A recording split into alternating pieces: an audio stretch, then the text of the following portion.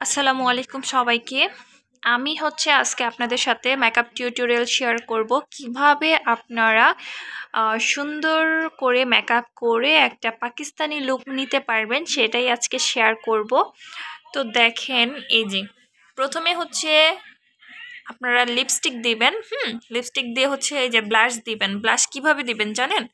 এই ব্লাশের যে প্লেটটা আছে এটা নিয়ে এভাবে, এই যে এভাবে ডলে দিবেন। হ্যাঁ, এই যে আমার যেই মেকআপ আর্টিস্ট আছে ও ঠিক এইভাবেই করেছে।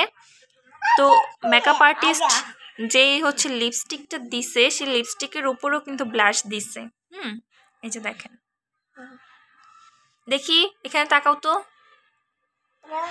হ্যাঁ, শুধু উড়াধুরা খালি ব্লাশই দিবেন, কোনো ধরনের ফাউন্ডেশন কোনো দরকার নাই। যদি অরিজিনাল একটা পাকিস্তানি লুক চান তাহলে কিন্তু কোনো ফাউন্ডেশন দিতে পারবেন না, শুধু ব্লাশ দিয়েই আপনারা এই লুকটা ক্রিয়েট করতে পারবেন।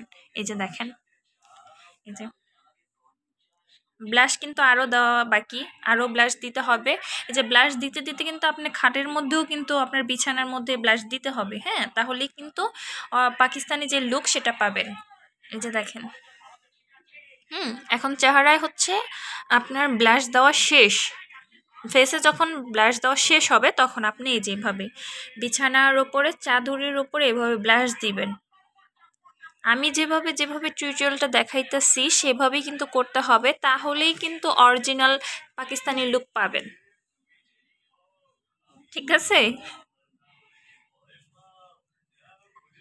তো কার কার আমার এই পাকিস্তানি লুক ভালো লেগেছে অবশ্যই জানাবেন। যারা যারা এই লুক নিতে চান অবশ্যই এই যে আমার মেকআপ আর্টিস্টের সাথে আপনারা কন্ট্যাক্ট করবেন, নাম্বারটা দিয়ে দিব।